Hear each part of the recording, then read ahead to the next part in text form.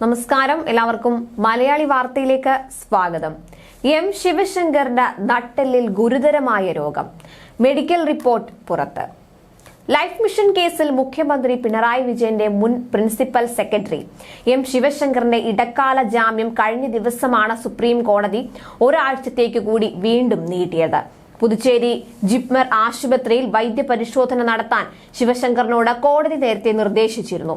ഇതുപ്രകാരം നടത്തിയ മെഡിക്കൽ പരിശോധനയിൽ നട്ടെല്ലിൽ ഗുരുതരമായ രോഗമെന്ന മെഡിക്കൽ റിപ്പോർട്ട് പുറത്തു വന്നിരിക്കുകയാണ്.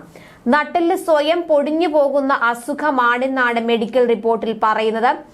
ഇതുമൂലം സുഷുപ്ന നാഡിയിൽ മാറ്റങ്ങൾ ഉണ്ടാവുകയാണെന്നും കഴുത്തും നടുവും രോഗബാധിതമെന്നും റിപ്പോർട്ടിൽ പറയുന്നു. ആവശ്യമായി വന്നാൽ ശസ്ത്രക്രിയയ്ക്ക് വിധേയമാകണമെന്നും റിപ്പോർട്ടിൽ ശുപാർശ ചെയ്യുന്നു. പുതുച്ചേരി ജിപ്മറിൽ മെഡിക്കൽ ബോർഡ് തയ്യാറാക്കിയ റിപ്പോർട്ട് സുപ്രീം കോടതിക്ക് കൈമാറിയിട്ടുണ്ട്. ജിപ്മറിൽ മെഡിക്കൽ പരിശോധന നടത്തി റിപ്പോർട്ട് സമർപ്പിക്കാൻ ജസ്റ്റിസ് എം സുന്ദരേഷ് അധ്യക്ഷനായ ബെഞ്ചാണ് നിർദ്ദേശിച്ചത്. മെഡിക്കൽ റിപ്പോർട്ട് അടുത്തയാഴ്ച സുപ്രീം കോടതി പരിഗണിക്കും. ജിപ്മറിലെ ഫിസിക്കൽ മെഡിസിൻ ആൻഡ് റീഹാബിലിറ്റേഷൻ തയ്യാറാക്കിയ റിപ്പോർട്ടാണ് സുപ്രീം കോടതിക്ക് കൈമാറിയിട്ടുള്ളത്. കേന്ദ്ര സർക്കാർ സ്ഥാപനമായ Jawaharlal institute of post graduate medical education and റിസർച്ചിലെ വിവിധ വിഭാഗങ്ങളിൽ നിന്നുള്ള വിദഗ്ധ ഡോക്ടർമാരുടെ സംഘമാണ് പരിശോധന നടത്തിയത്. ശിവശങ്കറിന് വിശ്രമവും ഫിസിയോതെറാപ്പിയും ആവശ്യമാണെന്ന് മെഡിക്കൽ റിപ്പോർട്ടിൽ പറയുന്നുണ്ട്.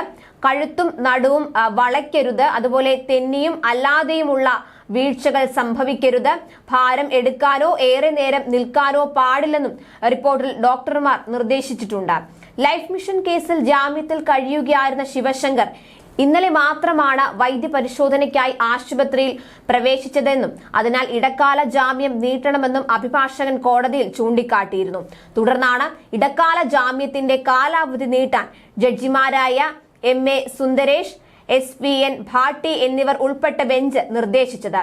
ലൈഫ് മിഷൻ കേസിൽ സ്ഥിരം ജാമ്യത്തിനായി ശിവശങ്കർ നൽകിയ അപേക്ഷയിൽ അടുത്തയാഴ്ച അന്തിമവാദം ആരംഭിക്കും.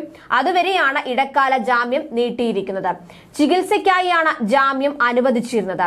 ശിവശങ്കറിന് കാര്യമായ ആരോഗ്യ പ്രശ്നങ്ങളില്ലെന്നും ഇടക്കാല ജാമ്യം നീട്ടണമെങ്കിൽ വിശ്വാസയോഗ്യമായ സ്ഥാപനങ്ങളിൽ നിന്നുള്ള മെഡിക്കൽ റിപ്പോർട്ട് അനിവാര്യമാണെന്നും ED സുപ്രീം കോടതിയിൽ വാദിച്ചിരുന്നു.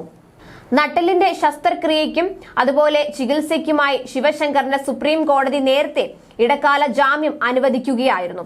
നിലവിൽ ശിവശങ്കറിന് ആരോഗ്യ പ്രശ്നങ്ങൾ ഇല്ലെന്നും അതിനാൽ കീഴടങ്ങാൻ നിർദ്ദേശിക്കണമെന്നും EDക്ക് വേണ്ടി ഹാജരായ additional solicitor general KM Nataraj supreme കോടതിയിൽ ആവശ്യപ്പെടുകയുണ്ടായി. ആരോഗ്യ പ്രശ്നങ്ങൾ ഉണ്ടെങ്കിൽ അത് തെളിയിക്കാൻ വിശ്വാസയോഗ്യമായ ആശുപത്രികളിൽ പരിശോധനയ്ക്ക് വിധേയമാകാൻ തയ്യാറാകണമെന്നും ആവശ്യപ്പെട്ടിരുന്നു.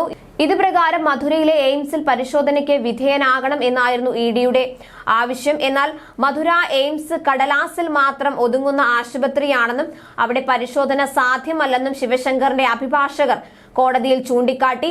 ഇതോടെയാണ് പുതുച്ചേരിയിലെ ജിപ്മറിൽ മെഡിക്കൽ പരിശോധനയ്ക്ക് വിധേയനാകണം എന്ന EDയുടെ ആവശ്യം സുപ്രീം കോടതി അംഗീകരിച്ചത്.